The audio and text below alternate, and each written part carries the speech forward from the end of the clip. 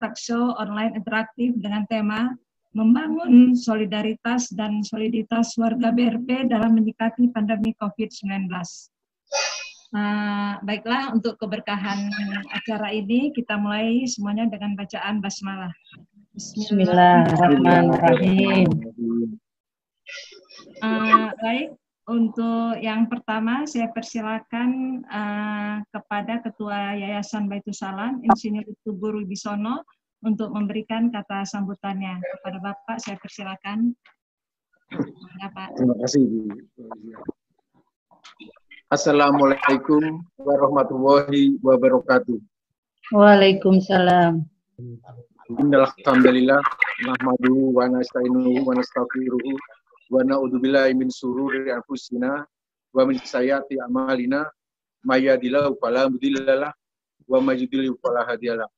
Wa asyhadu an la ilaha illallah wahdahu la syarikalah wa asyhadu anna Muhammadan abduhu wa rasuluh allazina berbarakah. Disyukur dari Allah Subhanahu wa taala pada malam hari ini di bulan yang penuh berkah kita dapat berkumpul meskipun tidak secara fisik, tetapi hati kita terpaut melalui media online. Ini sesuatu yang harus kita syukuri, masih ada media untuk kita berinteraksi. Yang saya hormati Ibu Lurah, Ibu Wiwi, selaku pimpinan kita. Saya hormati juga di sini ada Bapak Angga yang merupakan anggota dewan yang banyak membantu di lingkungan.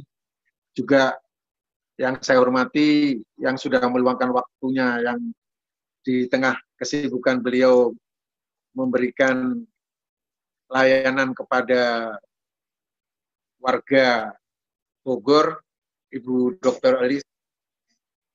Beliau berkenan untuk memberikan sharing kepada kita bagaimana kita menghadapi kondisi saat ini.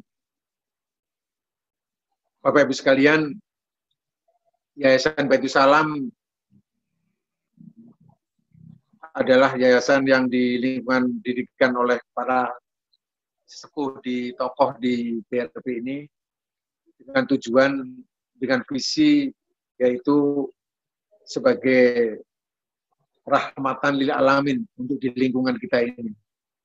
Sehingga dengan adanya kondisi yang kita hadapi, adanya pandemi ini, kita merasa terpanggil untuk berbuat sesuatu di lingkungan BRP ini. Jadi salah satu yang kita lakukan pada malam hari ini, kita berharap ini menjadi satu hal yang baik buat kita, karena di sini kebetulan ada Bu Lurah, ada Pak Angga, ada Ibu Elis yang akan memberikan satu inspirasi kepada kita bagaimana kita bersama-sama menghadapi kondisi yang saat ini. Bapak sekalian, Yayasan Baitus Salam pada malam hari ini menggagas satu tema talkshow, yaitu dengan judul atau topik dengan solidaritas dan soliditas. Bagaimana kita menyikapi pandemi. Jadi, kenapa penting solidaritas dan soliditas ini? Karena sebagaimana kita ketahui, dampak dari pandemi ini sangat berefek pada tidak hanya di kesehatan, tapi juga ke ekonomi. Nah, ini yang patut kita harus secara solidaritas dan soliditas terbentuk di lingkungan kita ini. Saya kira itu nanti yang ingin kita tuju. Harapan saya dengan setelah acara ini, semangat solidaritas dan soliditas warga BRP semakin kuat untuk sama-sama menghadapi pandemi ini. Pada kesempatan ini saya ucapkan terima kasih kepada para tokoh di BRP, para RW, jadi RW 11 Bapak Bukhori, RW 12 Bapak Budi Rismanto, RW 13 Bapak Agus Rianto, RW 13 Bapak Sandu Budiono, RW 14 Bapak Sandi Budiono, RW 13 Bapak Agus Rianto. Bapak Ibu sekalian, saya kira itu. Saya juga ingin menambahkan di kesempatan ini ada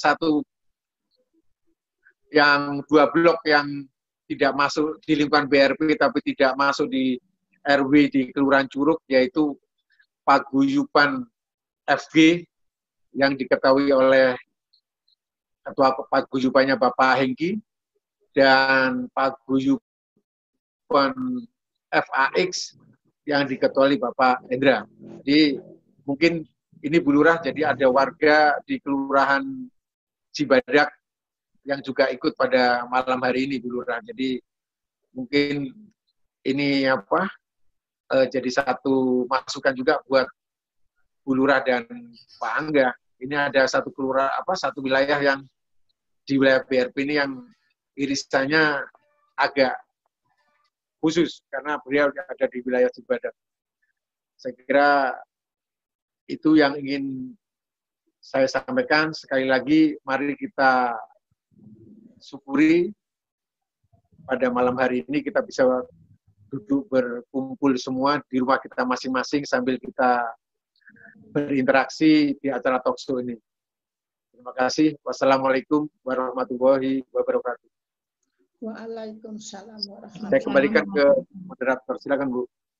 Ya. Waalaikumsalam warahmatullahi wabarakatuh. Terima kasih kepada Pak Tubur. Baiklah, sebelum kita memulai acara pemberian materi secara online ini, saya perkenalkan narasumbernya. Ada 3. Yang pertama, Dr. Elis Wulantari, M. Epidemiologi. Beliau tinggal di FA 3, 9, nomor 35, sekarang masih dinas di Unit Transfusi Darah PMI Kabupaten Bogor. S2 beliau di FKM UI lulus pada tahun 2002, dan beliau adalah pakarnya epidemiologi. Kemudian yang kedua adalah Ibu Hajah Wiwi Rejatsywi, SKM MM. Beliau ini sebelum menjadi lurah pernah bekerja juga di rumah sakit, puskesmas, dan dinas kesehatan. Jadi beliau merupakan lulusan SPK angkatan pertama, ya, jadi perawat dulunya sebelum menjadi lurah. Kemudian yang ketiga ini adalah Kang Angga. Jadi tadi pas ngobrol, jadi biar tetap muda katanya, karena paling muda ini. Kang Angga Alan Surawijaya, beliau tinggal di FE 6 nomor 5, dan beliau sekarang dinas, beliau sebagai anggota DPR di Komisi 3 dan Badan Anggaran. Baiklah, demikian saja perkenalannya. Saya persilakan kepada Dr. Elis untuk menyampaikan materinya. Kepada Dr. Elis, saya persilakan. Ya, terima kasih. Assalamualaikum warahmatullahi wabarakatuh. Bapak Ibu yang saya hormati, kita tidak putus-putusnya mengucapkan puji dan syukur kehadirat Allah karena pada hari ketiga bulan Ramadan ini kita masih diberikan nikmat sehat untuk kita bisa menjalankan ibadah dan beraktivitas. Dalam menghadapi COVID-19 ini, yang paling penting adalah kita tetap waspada dan yang paling penting juga jangan panik, itu saja. Dan perlu kita pahami bersama, kenapa kita katakan ini COVID-19. COVID-19 itu asalnya dari coronavirus yang ditemukan pada tahun 2019. Nah, sebelumnya mungkin kita pernah juga mengalami hal seperti ini. Pada tahun 2003, pada saat itu saya masih aktif di Dinas Kesehatan Kabupaten Bogor, di mana kita kenal dengan namanya penyakit SARS. Tapi tidak seperti saat ini, demikian cepat menjadi pandemi.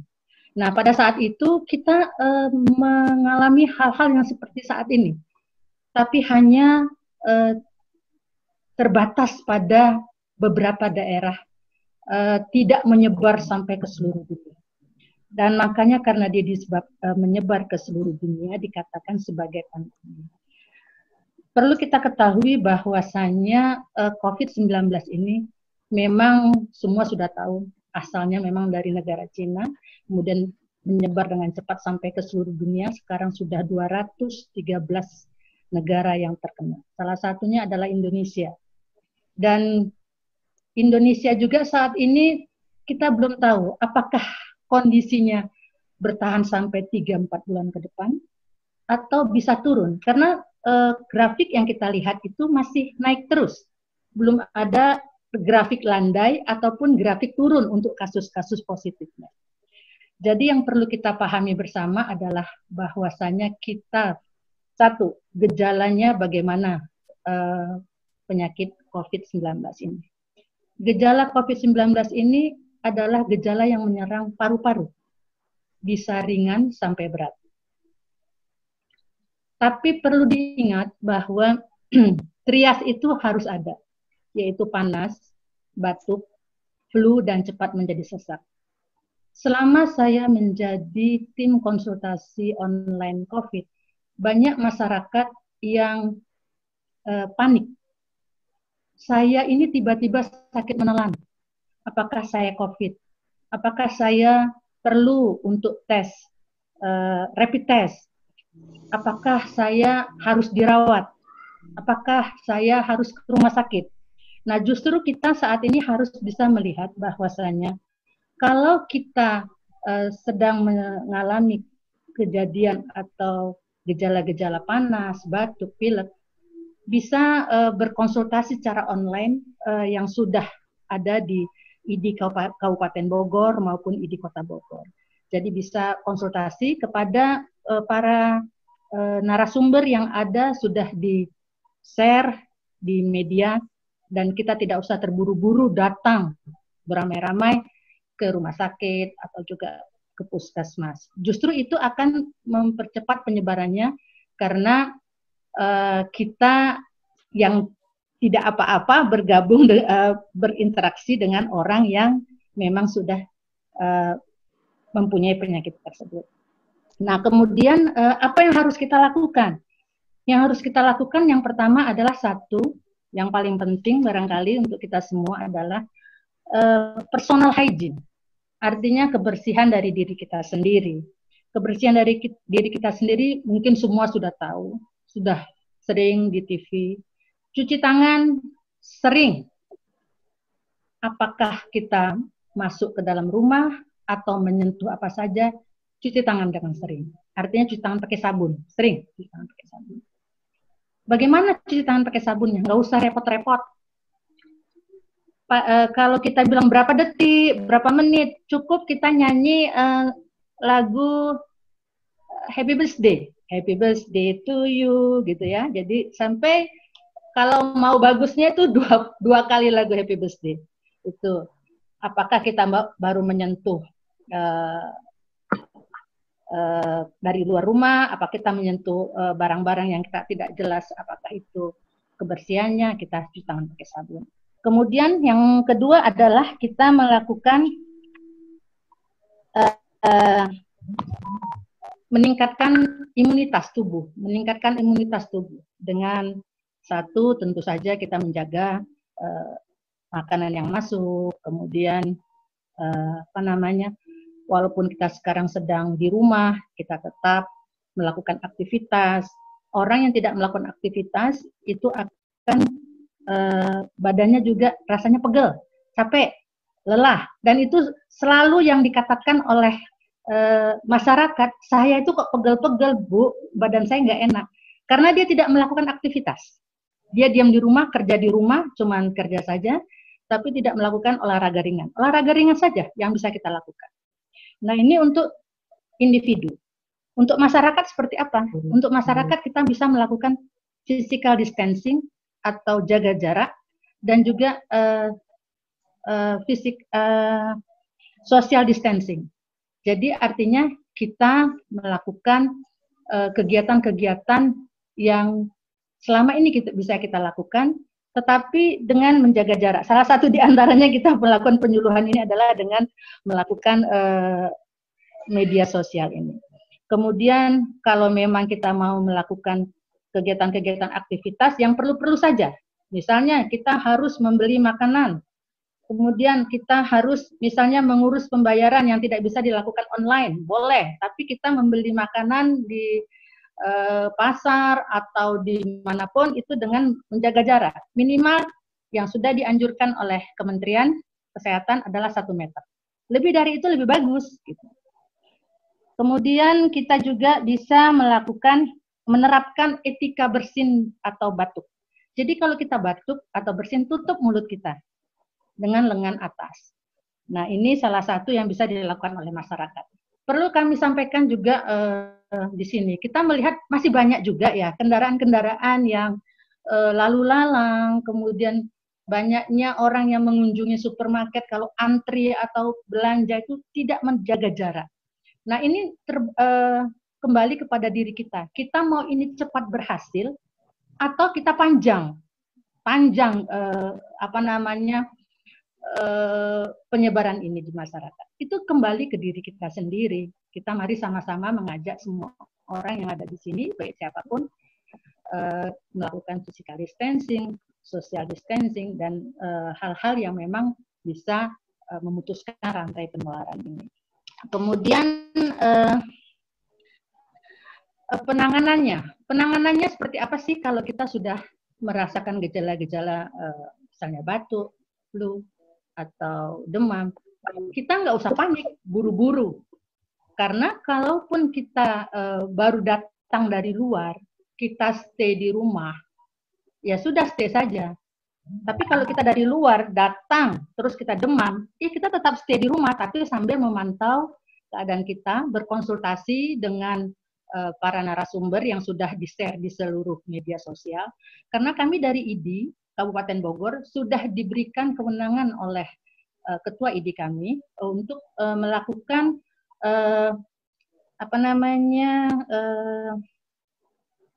telemedicine. Artinya bisa memberikan advice kesehatan melalui media sosial, tapi tidak dengan artinya pemberian obat ABCD yang memang harus oleh dokter diperiksa. Nah, ini salah satu di antara kita untuk memutuskan rantai penularan, jangan sampai masyarakat itu berbondong-bondong datang ke puskesmas atau rumah sakit. Yang datang ke puskesmas atau rumah sakit itu memang yang benar-benar perlu, seperti itu. Nah, kemudian kalau kita rumah sakit, kemudian kita dikatakan positif penyakit ini, tapi positifnya itu seperti apa? Apakah ringan, sedang, atau berat? Kalau ringan, kita bisa di rumah dengan syarat rumahnya memenuhi persyaratan. Kalau tidak, kita nggak usah ke rumah sakit rujukan, tapi rumah sakit tertentu atau rumah singgah yang sudah disiapkan oleh pemerintah daerah. Atau juga kalau dalam kondisi penuh di rumah singgah tersebut bisa ke Wisma Atlet. Dan kalau dia dalam kondisi sedang atau berat, baru dia ke rumah sakit yang memang sudah disediakan oleh pemerintah. Kalau untuk Kota Bogor, kalau nggak salah saya, Bu Lurah itu ada di Siloam dan di RSUD Kota Bogor.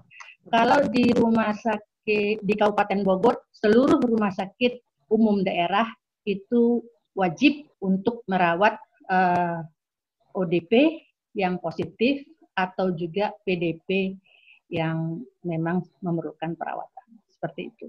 Jadi mari kita sama-sama di sini, Dr. Fauziah dan juga Bapak Ibu sekalian, membantu pemerintah. Karena pemerintah nggak mungkin bisa bekerja tanpa dukungan dari masyarakat. Jadi memang kita keluar ataupun beraktivitas itu memenuhi ketentuan yang sudah diterapkan oleh pemerintah. Sekali lagi, kita memang waspada terhadap penyakit ini, tapi jangan ketakutan yang berlebihan, karena banyak ahli mengatakan ketakutan yang berlebihan itu bisa menurunkan imunitas tubuh kita. Dan saya harapkan kita tidak perlu 4 bulan ke depan. Para pakar epidemiologi waktu bulan Maret kita bicara sedikit diskusi, itu memperkirakan 3 bulan ke depan. Itu waktu Maret akhir. Berarti sekitar bulan Juni ya. Tapi ada yang mengatakan juga kalau kita seperti ini kondisinya, kita bisa aja nanti sampai bulan Juli atau Agustus. Makanya jangan sampai seperti itu. Kita mari sama-sama bergandeng tangan Jangan sampai nanti ini peaknya masih naik terus. Artinya grafik daripada penyakit itu masih naik terus. Boro-boro dia datar. Boro-boro dia turun. Dia masih naik terus. Artinya kapan kasus itu akan turun gitu loh. Nah, jadi kita sekarang ini adalah mari sama-sama bergandeng tangan, waspada. 3 gejala itu tetap perhatikan, panas, batuk, flu, dan cepat menjadi sesak.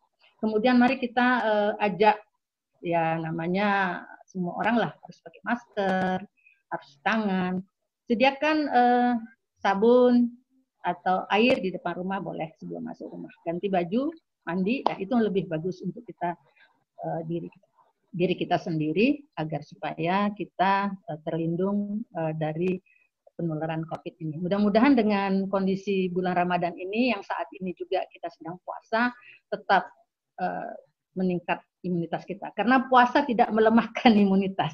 Justru puasa itu menurut saya lebih meningkatkan imunitas. Asalkan sahur dan bukanya benar, gitu. Dan saya harapkan nanti kita semua yang mendengarkan ini bisa bersama-sama dengan kita, warga BRT, untuk tetap menjaga anjuran pemerintah untuk menurunkan kasus COVID-19 ini. Demikian saja mungkin Bu Fauziah dari saya, nanti kita lebih interaktif dengan warga. Terima kasih. Wassalamualaikum warahmatullahi wabarakatuh. Waalaikumsalam warahmatullahi wabarakatuh. Terima kasih Dr. Elis. Untuk selanjutnya saya persilakan kepada Ibu Lurah untuk memberikan pengantarnya. Saya persilakan Ibu. Baik, Assalamualaikum warahmatullahi wabarakatuh.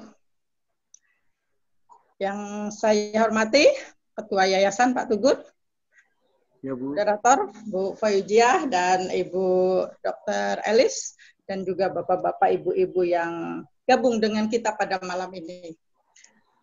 Syukur alhamdulillah kita bisa berkumpul pada hari ini karena mendengar apa yang sudah disampaikan oleh Ibu Dr. Elis betul. Untuk mereka yang sakit itu adalah ranahnya dari kesehatan.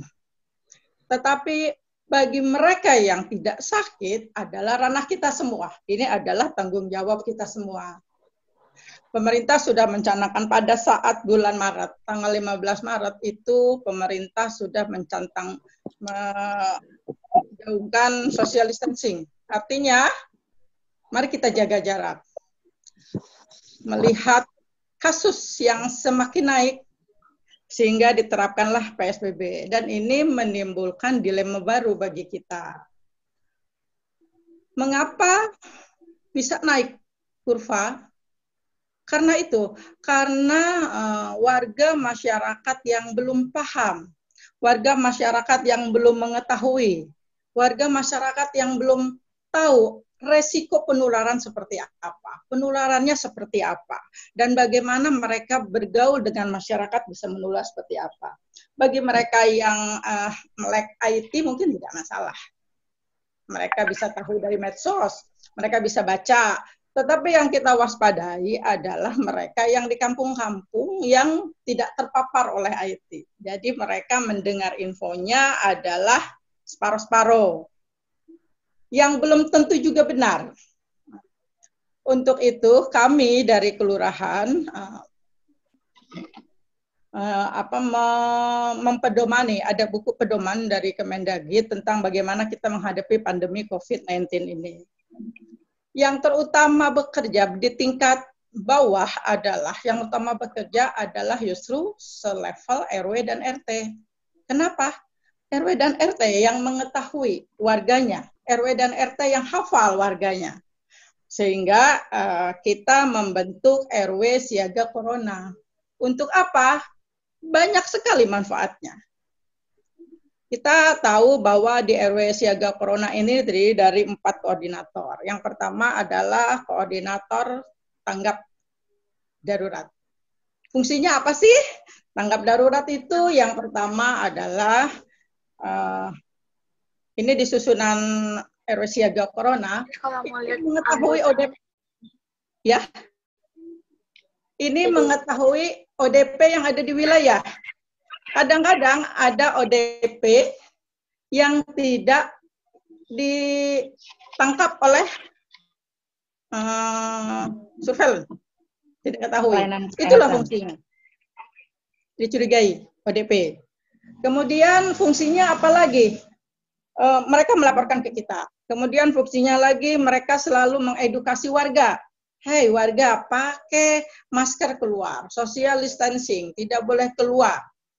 Nah, itu adalah itu warga yang berperan. Kalau warga sendiri tidak berperan, RW/RT-nya tidak berperan, tidak akan ada penurunan dari kasus.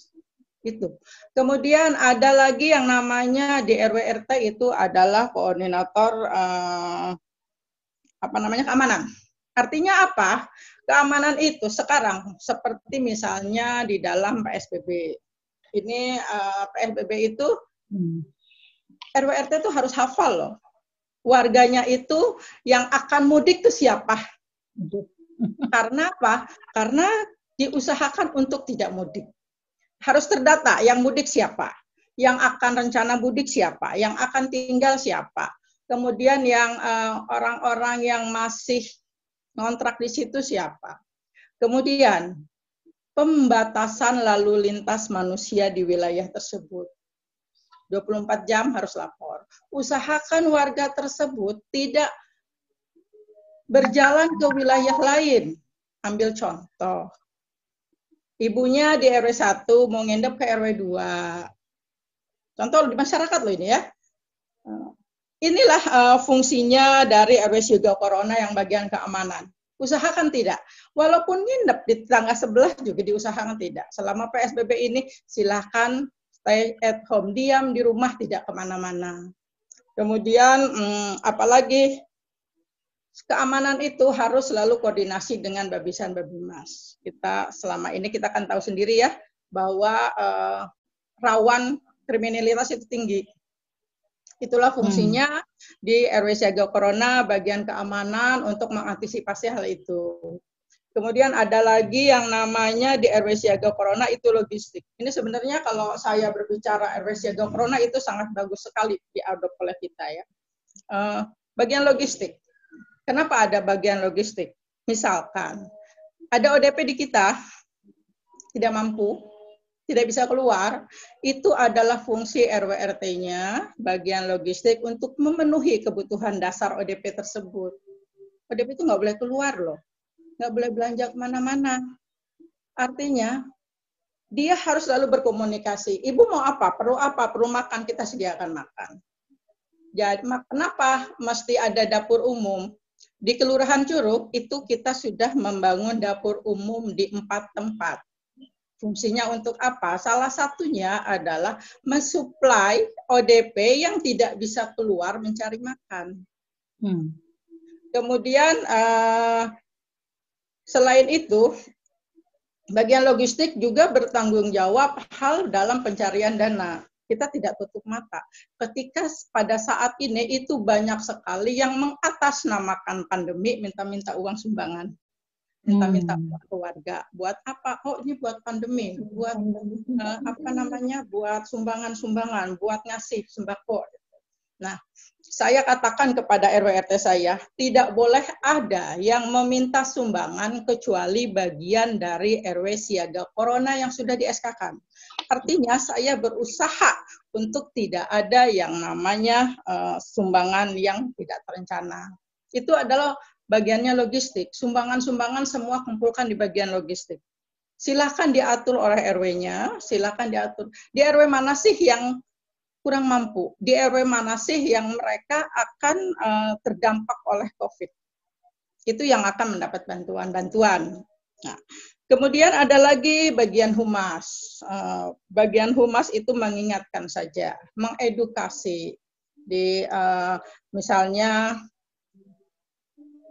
usahakan untuk tidak sholat Jumat berkerumun, silahkan diganti dengan sholat zuhur di rumah.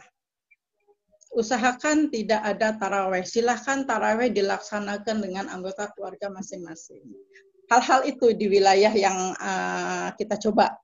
Mungkin Bu Elis, kita berharap itu bisa mencegah penularan. Ya, karena dengan begitu itu akan mencegah penularan keluar. Tidak ada orang berkumpul, tidak ada orang itu, semua diam di rumah. Untuk itu kepada saya menghimbau bagi yang ikut gabung dengan kita, bagi Bapak RW atau Bapak RT, mari kita galakkan RW siaga corona ini. Mari kita bisa apa yang kita bisa buat. Kita usahakan jangan sampai ada warga kita yang kita tidak tahu dia tidak bisa makan. Ya, itulah fungsinya ada pendataan. Pendataan siapa sih warga yang terdampak, siapa sih warga yang tidak bisa makan, sehingga itulah dapur-dapur corona, dapur-dapur umum ini diberikan kepada mereka yang terdampak, ataupun ada beberapa RW yang kami tidak mau dapur Bu, kami mau sembako saja. Oh ya silahkan monggo. Sesuai dengan tema kita pada hari ini, solidaritas. Intinya adalah mari kita solid, mari kita bekerja sama.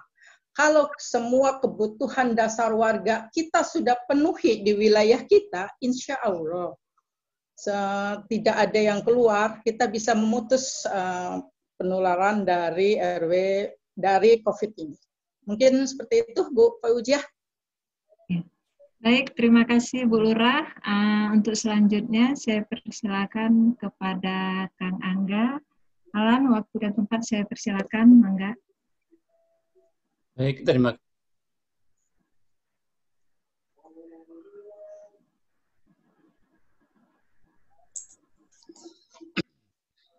Assalamualaikum warahmatullahi wabarakatuh. Waalaikumsalam warahmatullahi wabarakatuh. Alhamdulillahirabbil alamin. Alhamdulillahilladzi allafa baina qulubina wa asbana bi ni'mati ikhwana. Asyhadu an la ilaha illallah, asyhadu anna Muhammadar abduhu rasulullah. Terima kasih Bu Fauziah dan yang saya hormati Bapak Tugur Wibisono, Ketua Yayasan Baitus Salam, Bu Lurah, Bu Wiwi, juga narasumber kita Dr. Elis Ulantari yang telah memaparkan terkait dengan hal-hal yang memang perlu kita pahami bersama dalam kondisi wabah saat ini. Dan juga pada seluruh hadirin yang hadir pada kesempatan webinar malam hari ini, mudah-mudahan apa yang kita lakukan saat ini menjadi salah satu amal yang memberikan manfaat bagi kita baik di dunia ataupun di akhirat. Amin. Dan Bapak Ibu semua yang saya hormati, pertama saya dari DPRD Kota Bogor ingin juga sedikit memberikan gambaran bahwa DPRD Kota Bogor ini memiliki fungsi tugas yaitu 3 fungsi utama: legislasi, budgeting, dan pengawasan atau kontrol. Hanya memang dalam kondisi wabah pandemik wabah COVID-19 ini, 19 ini, sejujurnya di DPRD ini sempat agak terhambat karena memang peraturan yang diturunkan oleh pemerintah pusat, yaitu Perpu nomor 1 tahun 2020 ataupun juga Permendagri nomor 20 tahun 2020, juga sampai di SKB dua menteri, baik Menteri Dalam Negeri dan Menteri Keuangan, DPRD terkait dengan penganggaran tidak dilibatkan, hanya diberikan pemberitahuan. Padahal kita memahami bahwa berbagai dinamika yang terjadi di lapangan, termasuk juga salah satu program-program yang digencarkan di tingkat kelurahan, di RT RW, itu akan tidak ada pengaruhnya ketika tidak didukung oleh anggaran yang kuat, gitu. Dan saya memahami hal itu karena juga sama halnya dengan para RT, para RW, para lurah, saya pun mendapatkan banyak pertanyaan dan masukan dari masyarakat. Kalau RT RW ditanya oleh warga sekitarnya, saya ditanyakan oleh warga sedapil, Bu. Jadi ya WA ataupun telepon ya sudah biasa. Walaupun alhamdulillah pada perjalanannya kami juga tetap membahas bersama dengan pemerintah Kota Bogor. Baru 4 hari yang lalu, H-1 Ramadan, kita sedang membahas terkait dengan perubahan kedua untuk APBD Kota Bogor di tahun 2020 ini. Intinya fokus pada pembahasan ini ya pada pergeseran anggaran, juga program penanggulangan wabah COVID 2019 ini, yang bertumpu pada 3 hal tadi. Pertama, bidang kesehatan, jaring pengaman sosial, dan juga pemulihan ekonomi ke depan setelah wabah COVID ini selesai. Ini belum tentu selesai masalahnya, masih ada permasalahan ekonomi yang kita merasakan pada saat ini ya banyak yang terdampak. Jadi kalau jaring pengaman sosial kita bicara tadi terkait dengan warga yang memang miskin atau miskin baru dan segala macamnya yang perlu kita bantu. Nah ini ke depan juga masih perlu kita persiapkan juga terkait dengan pemulihan ekonomi baik di Kota Bogor khususnya, gitu ya.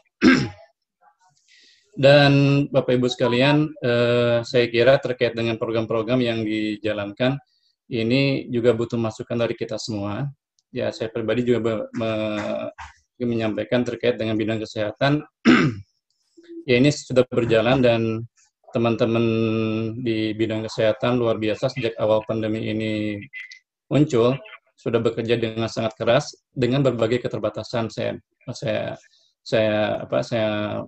Saya pahami dengan berbagai keterbatasan, dengan apa yang kurang segala macam, dan ini jadi salah satu catatan. Walaupun demikian, ya alhamdulillah teman-teman masih tetap semangat dan terus berjuang untuk melawan wabah ini.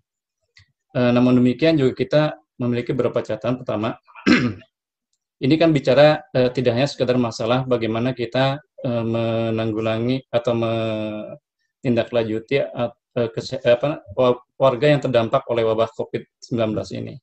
Tapi bagaimana mencegah wabah ini? Seperti yang disampaikan oleh Bu Dr. Liz tadi. Jadi intinya untuk mencegah COVID ini bagaimana ya kita mencegah agar warga ini tidak saling berinteraksi dengan social distancing-nya, dengan physical distancing-nya, dan segala macam. Nah, hanya memang kita perlu ke depan mungkin akan berkuat lagi bagaimana agar hal itu bisa terjadi. Karena program-program besar yang dilakukan, seperti sekarang yang kita sedang jalankan yaitu PSBB, ya tujuannya ke sana. Gitu ya. Ya. PSBB kita hanya tinggal beberapa hari lagi, terakhir tanggal 29 April 2020. Ya. Tapi memang mungkin juga kita semua merasakan bahwa PSBB ini, kok rasa-rasanya jalan lebih ramai daripada sebelumnya. Ya. Iya, betul, Pak. Iya. Saya juga ya sengaja sering keliling, kok ini kok lebih ramai. Ya mungkin bisa jadi salah satunya adalah karena yang biasanya warga Kota Bogor itu lebih banyaknya pada malam hari, sekarang tidak hanya malam hari, siang hari pun ramai. Karena yang dari Jakarta, dari Jakarta jadi di Bogor semua. Dan karena kelamaan WFH, jadi bosan juga jalan keluar gitu ya. Satu sisi juga kita memberikan evaluasi bahwa kita masih berfokus pada checkpoint yang sifatnya umum, gitu. Mengandalkan kontrol PSBB ini pada checkpoint, yang 10 checkpoint di Kota Bogor. Sebetulnya hakikat pembatasan, ya seperti disampaikan Bu Lurah tadi, ini akan efektif bila dilakukan lingkungan. Seperti kita di RT, RW, kita sama-sama saling mengingatkan agar tidak terjadi mobilitas warga yang masif ke daerah yang lain. Ya. Kalau semua lingkungan di RT, di RW bisa berdisiplin diri, tetap berada di rumah, ini checkpoint di luar ini sebetulnya tidak terlalu penting. Tapi sekarang yang terjadi adalah checkpoint di luar kelabakan. Ini kalau checkpoint menyetop semua kendaraan, ini bisa macet Kota Bogor. Yang kedua juga ada beberapa hal terkait misalnya dengan ODP juga ya, orang dalam pemantauan. Ya, ini kita masih berbicara masalah tentang penanganan kesehatannya. Belum masuk kepada hal yang lebih ya, juga tidak kalah penting, yaitu bagaimana untuk mengkondisikan ODP ini benar-benar di rumah. Karena kami mendapatkan banyak laporan juga bahwa banyak ODP juga masih berkeliaran di luar rumah. Gitu. Ya, ODP berkeliaran lah, kacau. Nah, ini yang perlu jadi perhatian. Ya. Mungkin kita juga perlu belajar ke wilayah tetangga kita, misalnya bukan tetangga ya, di wilayah lain di Indonesia ini, di Bangka Belitung katanya yang kabarnya sudah semua ODP dikasih gelang ya Bu ya. Dikasih gelang, bagaimana dengan gelang tersebut bisa dipantau ini keberadaan di mana. Ketika keluar dari rumahnya langsung dikontak, ini mau kemana segala macam. Gitu ya. Jadi ya ini masih banyak PR dan sebetulnya kondisi pandemik wabah COVID-19 ini sebetulnya menjadi sebuah pelajaran dan evaluasi bagi kita semua, terutama kami di pemerintah Kota Bogor, bahwa kita masih memiliki infrastruktur yang perlu diperbaiki. Gitu. Termasuk dalam masalah jaring pengaman sosial. Karena suksesnya PSBB juga tidak terlepas dari suksesnya pengamanan sosial. Ya. Kita kan sekarang baru merasakan bahwa, dan saya sendiri bahkan baru tahu, di rapat H-1 Ramadan kemarin, bahwa ternyata ya anggaran berubah terus, Bu. Jadi dari anggaran penanggulangan COVID-19 ini dari info awalnya 334, lalu berubah ada 348, dan terakhir dia 323 miliar. Ini sebetulnya anggaran yang besar sekali. Hanya masalahnya ternyata dari anggaran besar ini, yang baru dicairkan atau yang baru digunakan hanya sedikit. Baru sekitar ratusan juta yang itu digunakan oleh BPBD.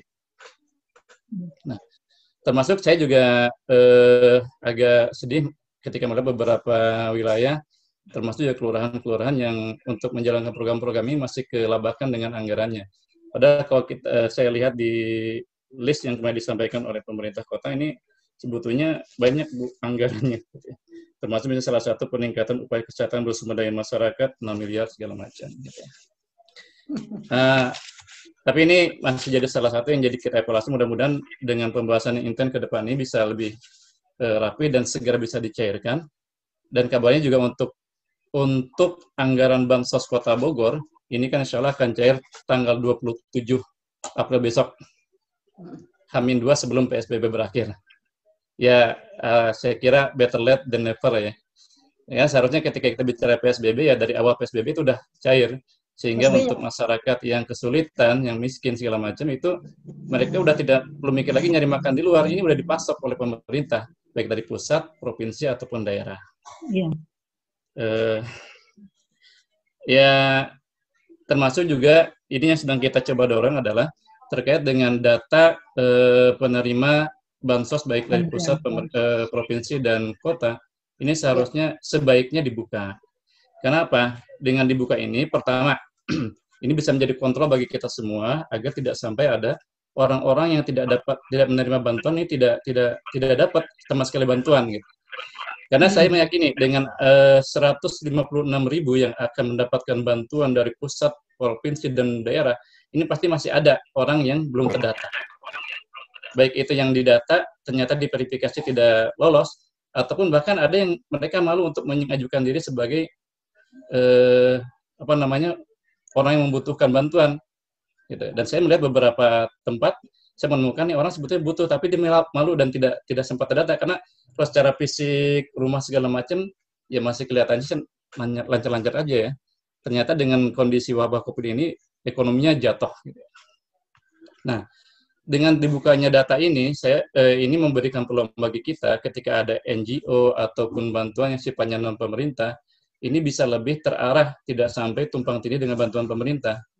Jangan sampai ada bantuan, kalau bantuan pemerintah kan otomatis tidak boleh. Ada bantuan provinsi, pusat, atau daerah numpuk di satu orang tertentu. Tapi juga jangan sampai terjadi juga ketika ada bantuan pemerintah ke satu orang, bantuan non-pemerintah juga ke satu orang tersebut. Gitu.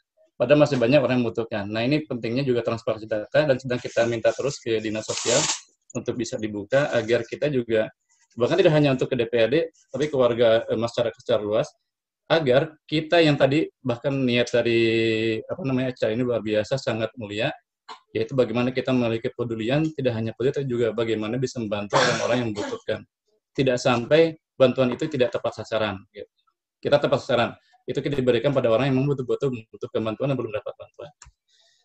Banyak hal yang ingin disampaikan, tapi saya kira waktu juga yang terbatas ya. Sementara mungkin itu dari saya. Assalamualaikum warahmatullahi wabarakatuh. Waalaikumsalam warahmatullahi wabarakatuh. Terima kasih Kak Angga. Alhamdulillah sudah selesai pemaparan dari 3 narasumber. Saya persilakan kepada jamaah Masjid Baitul Salam bisa memberikan pertanyaannya via chat. Kepada tiga penanya pertama saya persilakan. Atau ada yang mau langsung? Saya persilakan.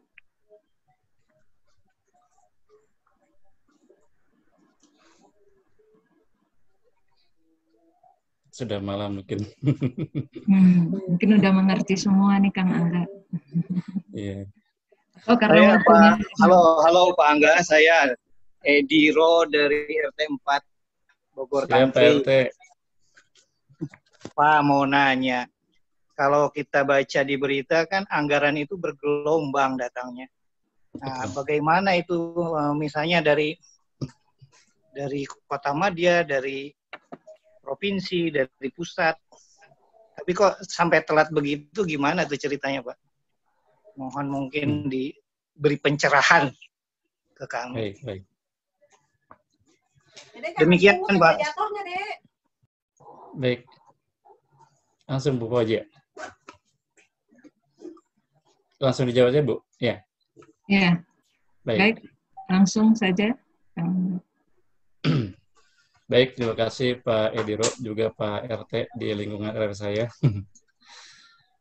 Terkait dengan bantuan yang memang secara jadwal belum bisa terukur ya.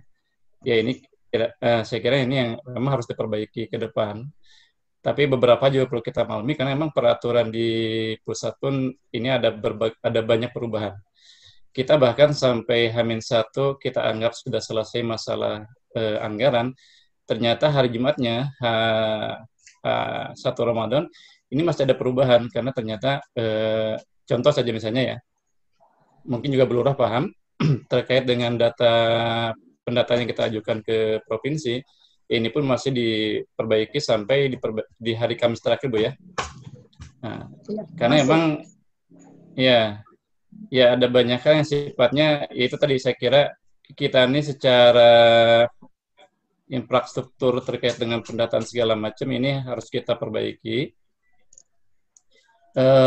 Karena ketika bicara masalah anggaran pemerintah, anggaran negara, ini pertanggungjawaban juga luar biasa. Salah-salah bisa yang menggunakan anggaran ini jadi bermasalah.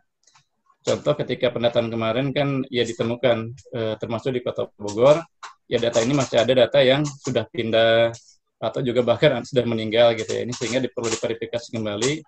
Dari 98.000 yang info ini dari Dinas Sosial yang diajukan, ya artinya yang terverifikasi untuk mendapatkan bantuan dari APBD Kota Bogor 23.000. Gitu. Ya tentunya ini juga sebetulnya belum bisa mendata semua. Nah hal-hal ini yang sifatnya bisa jadi membuat lambat bantuan ini karena ingin bantuan ini tepat sasaran dan tidak sampai juga menjadi masalah untuk para pengambil kebijakan. Nah, kalau secara jadwal saya juga belum paham kapan jadwalnya untuk yang lainnya. Hanya untuk pusat dan provinsi sudah berjalan ya dari mulai pekan yang lalu. Untuk pemerintah untuk anggaran Kota Bogor akan berjalan mulai hari Senin besok dan itu disalurkan melalui kantor pos. Untuk pusat nilainya 600.000, untuk provinsi 500.000 ya Bu ya. Dan untuk Kota Bogor juga 500.000 selama 4 bulan. Ya, uang tunai. Kalau provinsi dikombin sembako dengan uang, ya. Untuk Kota Bogor setahu saya itu BLT langsung uang. Begitu Pak Edi. Oke, clear. Karena seandainya itu turun kan sebenarnya rakyat enak itu kalau misalnya PSBB itu tadi kan. Cuman ya betul mungkin karena masalah anggaran ini harus hati-hati. Makasih pencerahannya. Baik.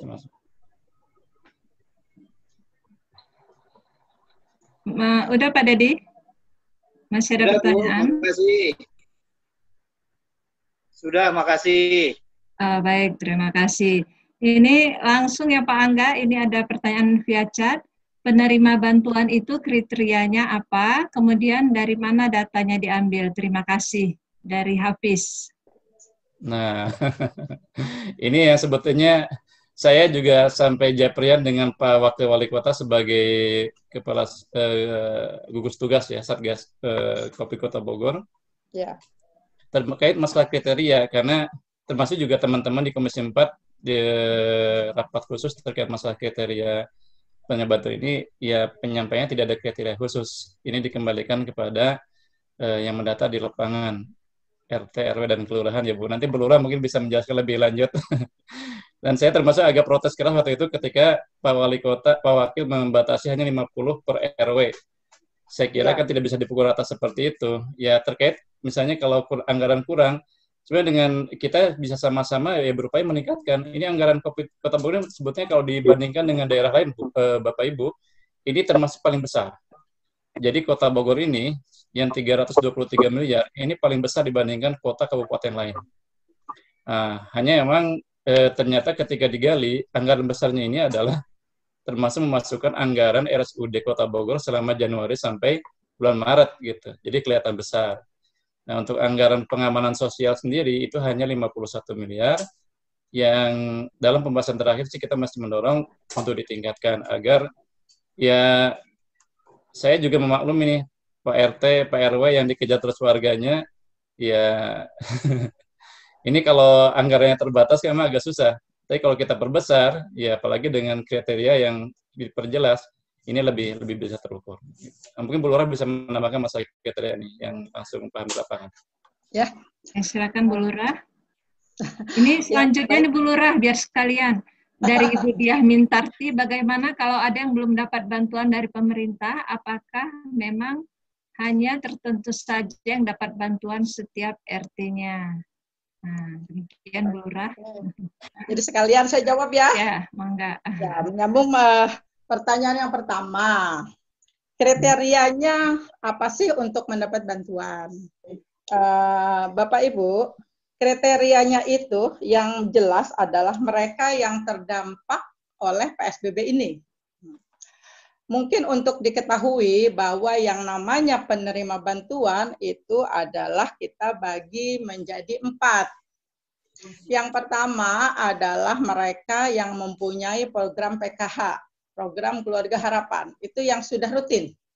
Kemudian yang kedua adalah mereka yang mempunyai BPNT, bantuan beras yang setiap bulan. Itu sudah tidak kita data. Kenapa? Karena datanya kan sudah ada, mereka rutin mendapat setiap bulan. Jadi yang perlu kita data apa? Yang kita data adalah yang DTKS, data terpadu kesejahteraan sosial. Ini nanti yang akan, ini datanya sudah ada di Kemensos. Ini yang akan nanti diberi bantuan secara selama 4 bulan ke depan dari APBN. Mungkin begitu, Bangga. Kemarin dari hasil kita dengan Pak Asisten. Nah, sekarang yang baru yang mana? Yang baru adalah yang mendapat bantuan dari Gubernur dan APBD. Siapa? Mereka yang terdampak oleh COVID-19. Saya tidak bisa mengatakan si B, A, si C, karena saya serahkan kepada semua RT RW di wilayah, dari RW 1 sampai RW 14. Mereka yang mengerti warganya. Dan untuk diketahui juga bahwa data yang saya sampaikan untuk menerima bantuan di Kelurahan Curug adalah 3.366 di luar PKH dan BPNT. Artinya banyak sekali warga saya yang terkena dampaknya. Dan saya juga mengerti bahwa dari bantuan provinsi itu terbatas. Yang saya dengar begitu Pak Angga, sehingga sisanya ketika yang 3.000-an ini warga saya yang tidak mendapat semua, itu sisanya akan di-cover oleh APBD. Yang infonya seperti itu. Jadi untuk yang bertanya bagaimana supaya saya dapat bantuan, silahkan Bapak Ibu koordinasi dengan Pak RW-nya. Karena ya nanti Pak RW-nya yang akan laporan ke kita. Karena agak curhat juga nih Pak Angga, karena kita sudah bolak-balik itu namanya format untuk pengusian itu kita sampai 3 kali Pak Angga. 4 dengan yang sekarang. Awalnya tidak perlu ngisi NIK. Kemudian dirubah lagi harus ngisi NIK. Dirubah lagi nomor kakaknya pun harus sudah masuk. Di rumah lagi ada data penghasilan sebelum COVID dan sesudah COVID. Aduh itu mumet bangga itu. Itu namanya kita selalu lebur itu kita dengan RT RW dengan di kelurahan. Dan mudah-mudahan ke depannya data ini sudah fix sehingga kita bisa langsung laporkan ke Dinas Sosial. Mungkin seperti itu jawabannya. Baik, terima kasih Bu Lurah. Ini ada satu lagi pertanyaan untuk Pak Angga. Bantuan untuk dampak pandemik ini ada dari pusat, provinsi, dan kota. Apakah bantuan itu disampaikan masing-masing atau bersamaan? Ini dari Pak Arif. Ini bagaimana? Apakah Ibu Lurah atau Pak Angga yang mau menjawab? Pak Angga. Pak Angga, Pak Angga. Jadi kalau untuk bantuan penyalurannya masing-masing Pak Arif ya. Pusat menyalurkan sendiri, provinsi juga menyalurkan dengan sama-sama provinsi menggunakan kantor pos, Kota Bogor juga menyalurkan sendiri. Jadi waktunya juga bisa jadi tidak bersamaan, ya secara bertahap. Tapi yang dipastikan adalah, yang perlu dipastikan kita bersama juga adalah bahwa penerimanya berbeda. Antara penerima bantuan dari pusat, bantuan penerima dari provinsi, atau juga pemerintah penerima bantuan dari APBD Kota Bogor. Baik, terima kasih. Selanjutnya kepada Dr. Elis, ini ada 2 pertanyaan.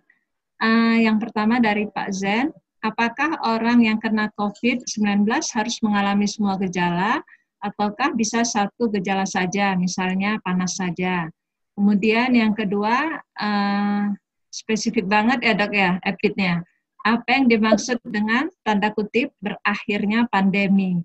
Bagaimana gambarannya? Apakah virusnya hilang atau virusnya masih ada tapi sudah bisa diatasi dengan imunitas yang sudah meningkat? Ini dari Pak Diki Firmansyah. Demikian Dr. Elis, saya persilakan. Ya, terima kasih. Yang pertama saya mencoba menjawabnya. Memang untuk gejala ini sangat bervariasi. Mulai dari yang ringan sampai yang berat. Malah kita kenal dengan istilah OTG, orang tanpa gejala. ODP saja itu ada yang tanpa gejala. Jadi kita memang harus waspada. Panas, batuk, pilek, dan cepat menjadi sesak. Itu bisa kita confirm lagi dengan pemeriksaan-pemeriksaan lanjutan. Misalnya dengan pemeriksaan fototorak paru, kemudian dengan laboratorium darah. Nanti kita lihat perkembangan dari orang tersebut. Bisa 1 gejala, bisa 2 gejala, bisa 3 gejala. Yang paling penting khasnya itu adalah cepat menjadi sesak. Sama seperti SARS dulu juga seperti itu. Jadi tidak mesti, oh saya nggak panas. Kita akan bertanya terus, kita akan pantau terus. Saya mempunyai 1 pasien yang saya pantau terus, dia pulang dari Paris. Itu pertama sekali kami membuka tim konsultasi ini online, dia merasa badannya kok nggak enak. Cuman kita pantau, Bu. Kita pantau, Pak. Jadi kita pantau sampai akhirnya dia merasa, oh ternyata tidak ada penambahan gejala lebih berat. Itu dia yang paling penting. Jadi bisa 1, 2, atau 3 gejala. Yang paling penting adalah panas, namanya COVID. Gejala pertamanya panas. Kemudian yang kedua ini khas epic banget ya, berakhirnya pandemi. Kita bisa merujuk ke belakang. Pak Diki ya, kalau nggak salah yang bertanya. Ya, Pak. Pandemi itu yang terkenal sekali adalah pandemi influenza tahun awal 19-an ya, 19 sekian gitu kalau nggak salah saya. Nah itu banyak sekali menyebar ke seluruh dunia. Kita juga pernah menjadi salah satu korbannya. Nah, pandemi, bagaimana kita melihat ini? Kita akan melihat adanya penambahan kasus baru atau tidak. Penambahan kasus baru atau tidak. Nah, kalau tidak ada kasus baru, berarti kita sudah tidak ada lagi. Biasanya, kita akan bisa menentukan itu berakhir pandemi setelah virus, vaksinnya ditemukan. Vaksin ditemukan, pasti kita akan mendapatkan vaksinasi. Sampai saat ini vaksinnya kan belum ditemukan.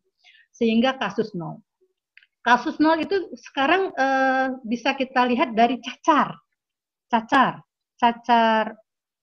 nanah atau variola. Itu 0. Dan 0 itu bukan berarti terus kita semua nggak kena. Dia akan bertahap hilangnya. Mulai misalnya negara mana, baru seluruh dunia hilang, barulah itu dikatakan bebas cacar. Gitu, seperti itu. Nah, ini kita juga belum sampai ke arah sana, Pak. Kasus masih nambah terus. Nah, bagaimana kita mengatakan ini sudah bebas pandemi? Belum saatnya kita mengatakan bebas pandemi karena kasus masih menambah terus. Belum flat. Flat itu arti datar. Kasusnya ada terus, kasus barunya ada terus. Belum turun kasusnya, tapi terus saja naik. Nah, ini kita kapan berakhirnya? Saya juga tidak bisa mengatakan, para ahli juga belum bisa mengatakan. Teman-teman sering berdiskusi di tim COVID-19 nasional.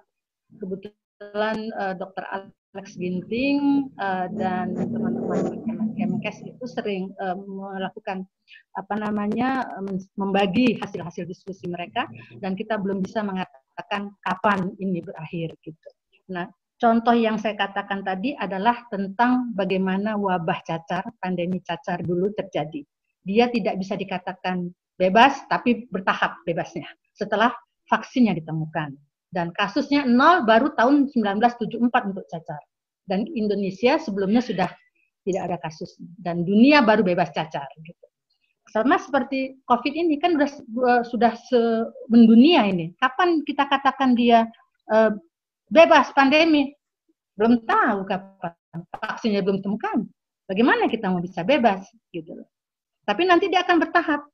Kalau kita mau bebas ya, kita masing-masing seperti yang dikatakan oleh Bu Wiwi, Pak Angga tadi, mari sama-sama kita bergandeng tangan, harus semua jalan. Bu Wiwi mungkin dulu di Dinas Kesehatan pasti tahu bagaimana kita susahnya untuk memberantas suatu penyakit. Waktu memberantas polio aja sampai sekarang kita udah bebas, dunia belum habis. Apalagi pandemi, ya kan Bu Wiwi? Indonesia sudah bebas polio, Pak.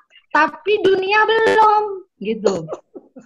Apalagi sekarang virus corona ini sedang naik-naiknya, gitu. Bagaimana kita memprediksinya? Belum bisa diprediksi, Pak. Makanya kita bergandeng tangan semua. Apa yang dianjurkan oleh Bu Lurah sama Pak Angga sebagai anggota legislatif yang kita hormati, itu harus kita jalankan masing-masing.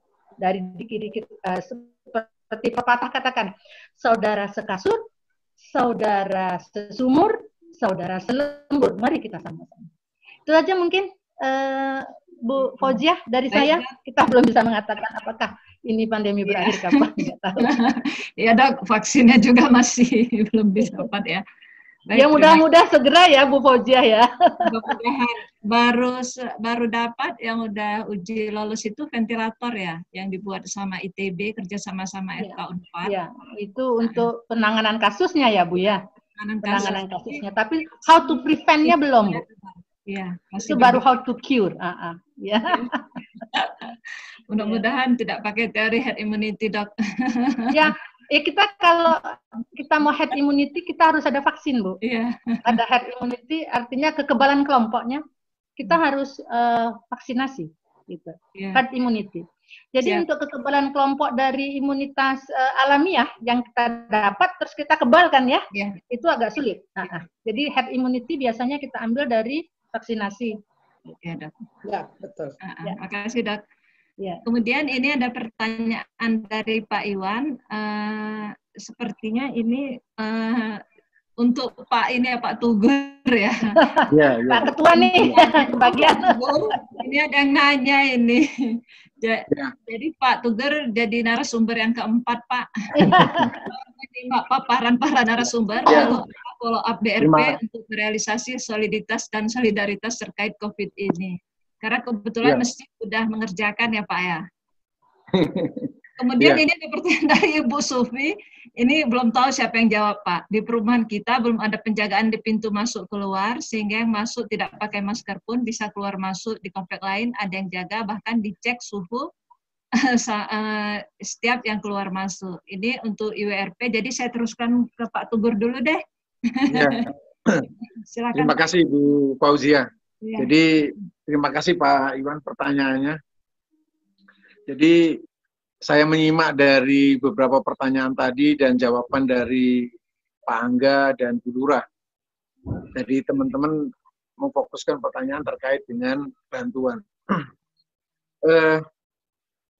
Bapak Ibu sekalian, sebagaimana kita ketahui, dana yang diluncurkan oleh pemerintah pusat untuk penanggulangan COVID ini nilainya 405 triliun untuk 265 juta penduduk. Sedangkan komparasi dengan negara lain, itu sebagai contoh Malaysia, nilainya kira-kira 900-an triliun dengan penduduk 30-an juta. Ini satu angka yang beda sekali, dan di banyak negara membandingkan nilai penanggulangan COVID ini dibandingkan dengan nilai PDB. Jadi kalau secara nilai, kita tentunya tidak bisa menggantungkan dari apa yang disediakan oleh pemerintah. Karena itulah dari yayasan kami mendorong untuk pertemuan malam pada malam hari ini kita bisa menggalang satu langkah untuk melakukan solidaritas dan soliditas menghadapi pandemi ini. Salah satu yang telah kita lakukan adalah kita berusaha membantu memberikan bantuan. Hari ini kita berkirim surat kepada seluruh RT di wilayah BRP untuk mengetahui warga terdampak. Begitu pentingnya data ini, tadi terlihat, tadi Pak Angga juga menyampaikan, banyak terjadi beberapa kali revisi karena keakuratan data. Jadi data inilah yang harus kita bangun sebagai satu sistem yang nantinya harus kita dorong untuk menjadikan satu database sehingga kita bisa segera membantu saudara-saudara kita. Jadi kita berharap apa yang kita lakukan ini sebagai trigger, yayasan lakukan ini sebagai trigger bahwa setelah ada bantuan yang kita berikan memang kita tidak bisa memberikan bantuan yang bisa menyelesaikan permasalahan, tapi kita ingin men-trigger dengan bantuan itu sambil menunggu bantuan dari pemerintah, maka kita harapkan solidaritas dari masing-masing warga yang melihat saudaranya terdampak, empatinya timbul sehingga ini menjadi satu kesatuan gotong royong tadi yang disampaikan oleh Bu Lurah. Sehingga kita tetap berharap pada bantuan pemerintah tapi tidak bergantung. Itu yang ingin kita dorong. Sehingga terima kasih Bu Lurah juga sudah membentuk gugus tugas COVID di tiap RW, sehingga ini yang juga dari kami mendorong, dari yayasan mendorong juga agar nanti dari bapak-bapak RW ini yang tergabung di IWBRP bisa melakukan satu langkah kesatuan untuk apa yang saya sebut dengan konsolidasi antar wilayah, sehingga di perumahan ini menjadi satu tanda petik gugus tugas yang terintegrasi. Jadi nanti RW-RW bisa kita mendorong ke arah situ. Dan ini tugasnya dari IWBRP, tentunya didukung oleh Bapak RW 11, 12, 13, 14, serta dari Pak Guyupan FAE, Pak Guyupan FB. Saya kira itu. Mungkin untuk pertanyaan yang kedua tadi, ada baiknya mungkin di sini ada Pak RW juga. Mungkin Pak RW, Bu Fauzia bisa diminta untuk menjawab. Silakan saya kembalikan lagi Bu Fauzia. Mungkin menjawab Pak Iwan ya. Begitu Pak langkahnya Pak. Ya, saya persilakan kepada Pak RW 14 ini ya Pak kalau di depan. Yang tadi saya lihat ada Pak Budi Rismanto, ada di tadi. Salah satunya Pak Budi Rismanto, Pak RW 12. Tadi saya hadir beliau Pak. Halo Pak, saya Ediro lagi Pak. Kebetulan karena saya tim kesehatannya, udah ada cuci tangan, masker udah kita sediakan di Satpam. Kalau khusus. Halo Pak. Halo. Ya. Pak Ediro lagi Pak. Yang saya tahu memang harusnya memang IWBRP mungkin koordinasi dengan RW-nya ya, karena tiap RW punya gugus tugas. Dan setahu saya kan setiap RW itu mengkonsolidasikan logistik juga sebagai antisipasi dari awal jika dana bantuan dari pemerintahan itu belum turun sebagai buffer stock lah. Jadi sementara belum turun itu RW sebenarnya sudah punya, dan itu yang harusnya memang koordinasi itu yang dilakukan. Sehingga kalaupun nanti memang ada surplus, itu mungkin di kelurahan bisa bantu RW yang lain yang memang kekurangan. Mungkin itu yang perlu dilakukan, dan itu memang harus ada tadi triggernya, dalam hal ini mungkin IWBRP sebagai yang menaungi RW-RW yang ada di IWBRP. Mungkin itu input dari saya. Makasih. Baik, terima kasih Pak.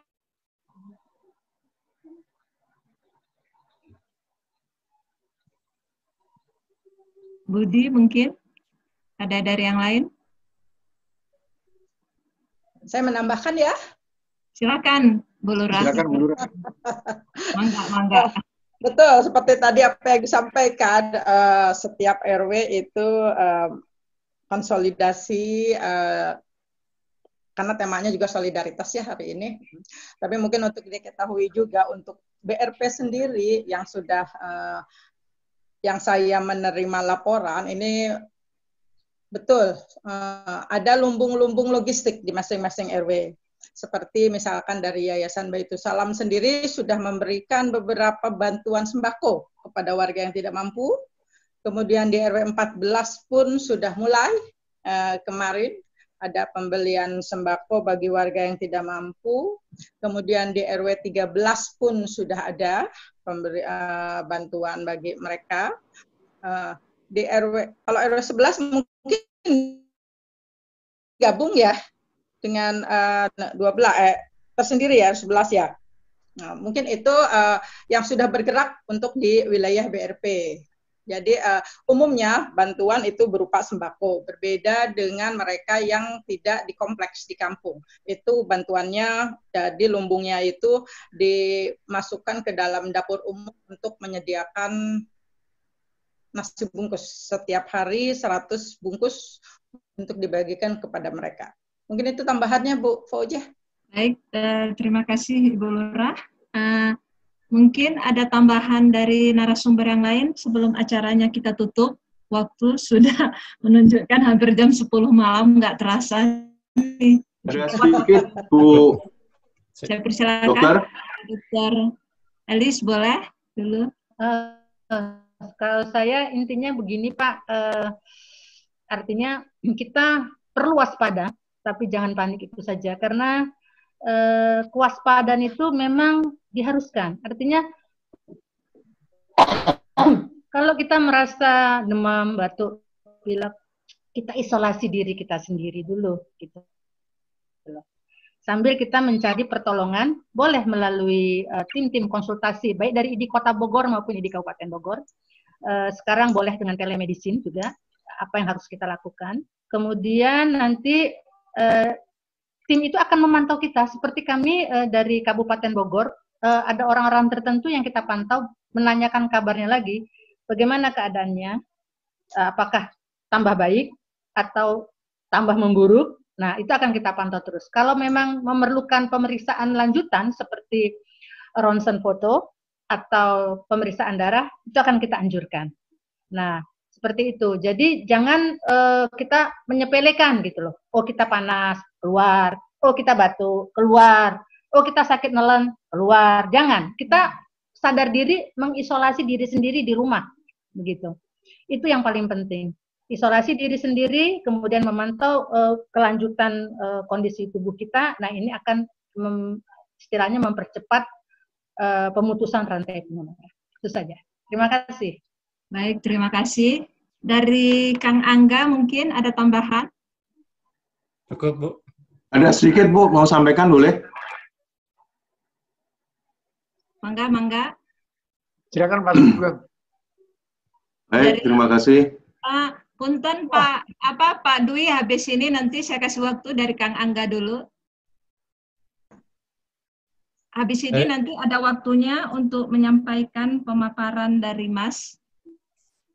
Boleh Pak Angga dulu, Pak Dari Sugeng? saya cukup, Bu. Dari Pak Angga dulu. Dari saya cukup, Bu. Ya. Oh, udah selesai. Baik, kemudian saya persilakan dari Pak Sugeng. Silakan Pak. Baik. Assalamualaikum warahmatullahi wabarakatuh. Waalaikumsalam. Perkenalkan, Bu Lurah, saya Ketua Majelis Amil Zakat. Kebetulan Ketua RT 03 RW 11. Mungkin Ketua RT yang nggak pernah muncul di kelurahan. Tuh. Karena kerja, Bu. Selamat malam, Bu Dokter. Ada beberapa sih yang perlu saya sampaikan, menambahkan Pak Tukur, bahwa memang karena bantuan dari pemerintah kita yakin akan terlambat, maka kita kemudian mengambil inisiasi untuk membantu masyarakat. Memang kita sudah ada batch 1, 2, ya, kemudian setelah acara ini memang ada rencana kita memberikan bantuan untuk batch yang ketiga, 150 paket bantuan. Jadi ditanya peran serta masyarakat seperti apa. Alhamdulillah kemarin begitu kita umumkan Baitussalam Peduli, ada beberapa warga yang kemudian membantu. Ya, sekarang ada sekitar 140 kantong beras 5 kiloan di Baitussalam yang insya Allah nanti akan kita bagikan kepada masyarakat yang terdampak. Memang batch pertama kepada masyarakat sekeliling sekitar BRP, kemudian batch yang kedua itu kita peduli kepada tenaga security dan kebersihan di lingkungan BRP. Yeah. Nah, yang batch ketiga ini sebenarnya menyasar kepada warga BRP sendiri. Memang kita nggak tahu sebenarnya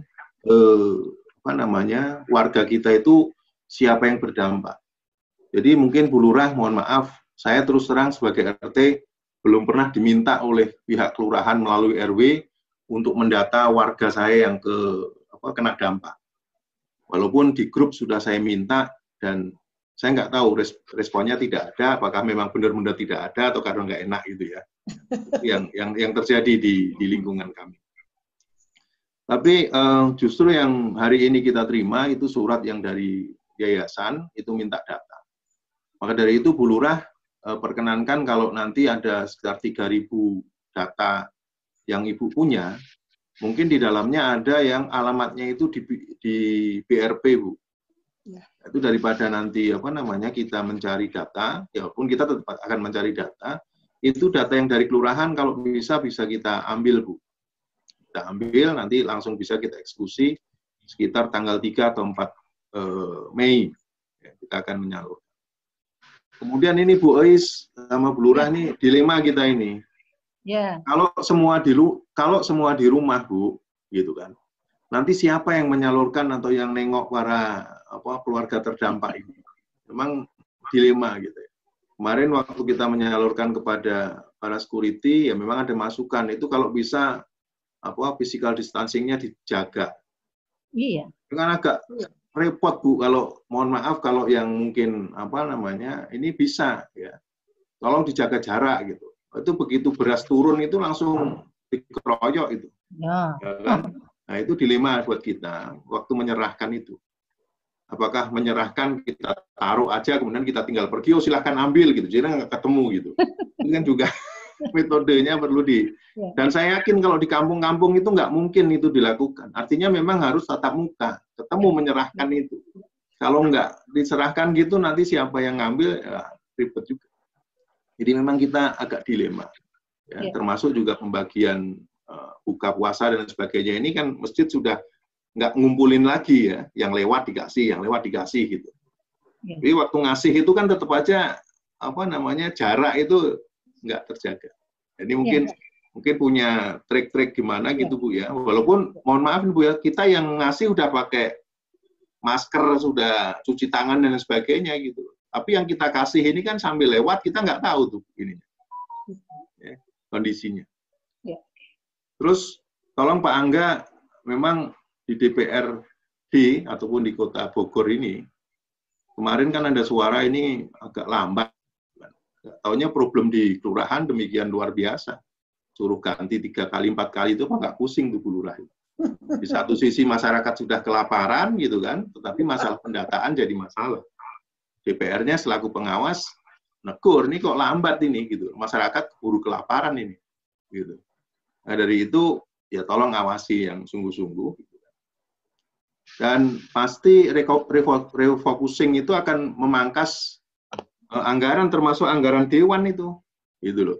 Maka dari itu ya mungkin dewan juga anggarannya dipotong, hal-hal yang tidak penting menurut saya ya diikhlaskan aja lah untuk penanggulangan pandemi. Yang paling gampang itu perjalanan dinas anggota dewan itu yang dalam negeri maupun luar negeri itu dipangkas aja. Gitu. Menurut saya sudah nggak urgent lagi gitu loh. Mau ke luar negeri mau kemana gitu kan? Ke luar negeri sekarang kan susah gitu. Kalau anggarannya masih dipertahankan ya. Nah ini kritikan aja Bu, nggak apa-apa warga masyarakat kan mengkritik nggak apa-apa. Jadi kita tetap berbuat, ya kita mengkritik, tetapi kita tetap berbuat. Mudah-mudahan sih semuanya berpahala. Terima kasih Bu. Assalamualaikum warahmatullahi wabarakatuh. Waalaikumsalam. Boleh saya nih ngasih contoh sebentar? Dr. Fauzia, terkait dengan Pak Sugeng tadi, kami bisa meniru dari ID Kabupaten Bogor, Pak. ID Kabupaten Bogor itu memfasilitasi anggotanya untuk masker, face shield, dan baju hazmat. Nah, ini kami mengambilnya itu, Pak, tetap pakai physical distancing. Jadi di garis-garis, walaupun itu ID sendiri, Pak, kami pakai physical distancing, harus pakai masker, disediakan cuci tangan di situ. Nah, itu bisa ditiru untuk pembagian, bukan pembagian, ID memfasilitasi anggotanya untuk membeli face shield dan masker, karena memang kekurangan di mana-mana. Jadi ID ke pabriknya langsung membeli dan itu harganya lebih murah dari pasaran, jauh sekali. Itu menolong kami untuk melengkapi level untuk APD level 1, 2, dan 3 untuk praktek pribadi maupun praktek-praktek di klinik maupun di rumah-rumah sakit pemerintah dan swasta. Kemudian yang kedua, saya pernah melihat video baik itu di grup ID sendiri, di grup FK saya, ataupun di grupnya BRP sendiri, pakai seperti di Vietnam, seperti itu. Atau juga kita bisa meniru di Taiwan. Taiwan itu sangat ketat sekali, Pak, untuk menerapkan physical distancing ini. Jadi banyak yang bisa kita tiru, tapi yang jelas hasrat mata itu dari ID sendiri. ID itu memfasilitasi anggotanya membeli masker, face shield, itu waktu kita ngambil ke kantor sekretariat ID, kita harus berbaris sesuai dengan digaris-garisin gitu, Pak. Jadi tergantung, kalau nggak mau baris ya nggak dibagikan berasnya gitu, Pak.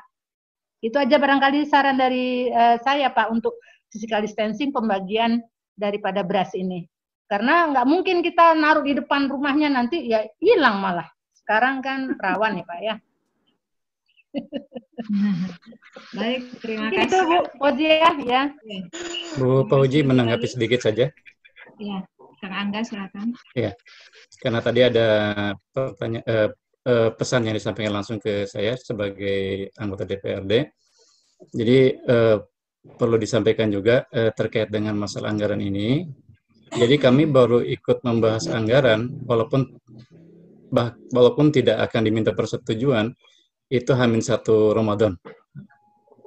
Selama ini anggaran dibahas langsung oleh pemerintah kota, dan alhamdulillah mulai H-1 Ramadan kemarin sudah mulai terbuka untuk bisa membahas anggaran bersama.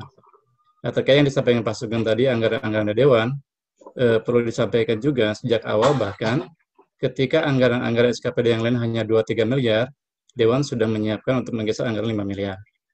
Bahkan ketika pembahasan selanjutnya, tidak hanya 5 miliar, sampai 25 miliar sudah kita siapkan untuk digeser. Jadi kalau ada informasi-informasi yang kurang tepat, saya kira juga mungkin perlu diklarifikasi langsung. Karena kalau kita lihat justru Dewan yang selama ini mendorong untuk peningkatan jaring pengamanan sosial. Yang terkait dengan anggaran, digeser dari mana, itu kita siap bisa dari mana saja. Dan insya Allah kita semua komitmen, bahkan sebelum dana itu pun turun, 50 anggota Dewan, saya lihat di grup teman-temannya udah turun semua juga bantuan. Bahkan mungkin di kelurahan-kelurahan sudah paham juga bagaimana kondisi di lapangan. Dari DPRD secara pribadi ada yang menyumbangkan baik beras ataupun masker ataupun segala macam ya. Tapi terima kasih masukannya Pak Sugeng. Insya Allah kita juga akan terus pertahankan agar bisa meningkatkan anggaran juga pengawasan di pemerintah Kota Bogor. Terima kasih. Baik, terima kasih. Bagaimana Pak Sugeng? Sudah ya. Kemudian tanggapan dari Ibu Lurah sekalian. Ini ada yang bertanya lagi, rupanya dapur umum Curug di mana saja Bu Lurah? Rame jadinya, ini udah melebihi batas waktu ini. Mudah-mudahan ada ngantuk. Baik Bu. Sampai telat sahur. Jadi begini, saya mohon izin nih Bu Fauzia, saya tertarik dengan apa yang tadi dikatakan oleh Pak Sugeng ya. Masalah tentang data. Di RW 11 kita pernah memberikan bantuan dari Kemensos, ada 74, di mana untuk di kampung itu dapat 5, untuk di kompleks saya jatahnya 2 saat itu. Karena memang terbatas ya, hanya 72 kantong. Di RW 11 ada 2 orang yang dapat. Kemarin saya usulkan untuk mendapat bantuan dari Banggup, di RW 11 ada. Itu dia meninggali apa sih namanya, centeng rumah ya. Jadi rumah itu punya orang, dia tinggal di situ. Dia pernah katanya sampai nggak makan. Saya namanya kurang tahu ya, cuma saya laporan dari Kemmas saya. Nah, kemudian menyangkut data, saya setuju sekali nih sarannya Pak Sugeng. Nanti sebenarnya kita selalu kemarin pernah mengundang masing-masing RW. Nanti saya akan email ke masing-masing RW data-data, karena seperti Pak Angga tadi, kita harus terbuka. Jadi nanti kami akan kirim data-data mereka yang menjadi dampak COVID. Artinya mungkin mereka yang tidak bisa mencari nafkah pada saat PSBB ini. Sehingga barangkali ada yang mempunyai rezeki berlebih, itu nanti bisa disalurkan kepada mereka yang ada di data tersebut. Kemudian yang kedua, soal dapur umum. Iya. Dapur umum yang sudah berjalan, yaitu ada di RW 7, dan ada kemarin di RW 6. Itu yang sudah berjalan. Itu bantuan dari pemerintah belum ada, tetapi itu adalah bantuan dari beberapa warga yang menyumbang. Bantuan ada yang menyumbang uang, ada yang menyumbang bahan makanan, karena kelurahan sendiri itu mendapatnya hanya beras saja 100 kilo. Sudah itu, beras saja. Sedangkan kita kan perlu untuk beli bumbunya, kita perlu untuk beli gasnya, kita perlu buat lauknya. Itulah yang kita bekerja sama dengan lumbung-lumbung. Jadi kayak RW 6 lumbungnya sudah ada berapa uang masuk. Oh, ini ada sumbangan dari Pak RW, dari kebetulan ada dari komplek BRP yang menyumbang 1 juta. Akhirnya dipakailah untuk masak di RW 6. Jadi selama ini dapur umumnya masih dari sumbangan-sumbangan lumbung-lumbung yang mereka mau memberikan. Itu mungkin untuk dapur umum. Baik, jadi demikian saja. Mungkin dari Pak Tugur, ada Pak Tugur, atau boleh saya tutup? Iya. Boleh saya tutup atau ada dari Pak? Mungkin saya tambahkan sedikit melengkapi yang tadi disampaikan, bahwa intinya kami dari yayasan mengajak kepada seluruh warga BRP untuk menyatukan tangannya, membantu, kita ulurkan tangan kita kepada saudara-saudara kita yang terdampak. Saya kira itu yang paling penting, karena kita tidak bisa sangat bergantung kepada pemerintah, tetapi kita juga harus ada upaya-upaya di lingkungan ini untuk saling membantu di antara kita sendiri. Saya kira itu yang menjadi spirit dari topik pertemuan talkshow ini, Bu. Terima kasih, Bu. Amin. Baik, boleh saya tutup, Pak? Silakan, Bu. Ya, baik. Jadi terima kasih banyak.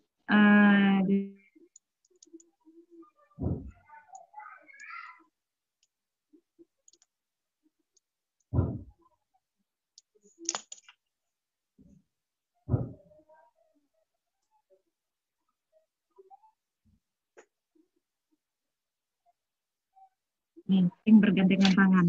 Jadi kalau boleh saya analogikan saat pandemi ini, seperti kita sedang di lampu merah. Marilah sama-sama kita berhentikan kendaraan kita. Jangan kita terobos. Nah, itu kalau yang bisa saya simpulkan. Kemudian mengenai virus pandemi COVID sendiri ya, sebenarnya itu too little to know biasanya, sangat sedikit yang masih kita ketahui ya. Jadi sama-sama kita berdoa, semoga vaksinnya bisa segera dapat dan pandemi ini bisa segera berakhir. Dari saya sebagai moderator, mohon maaf bila ada kata-kata yang salah. Saya akhiri dengan wabillahi taufiq wal hidayah. Assalamualaikum warahmatullahi wabarakatuh.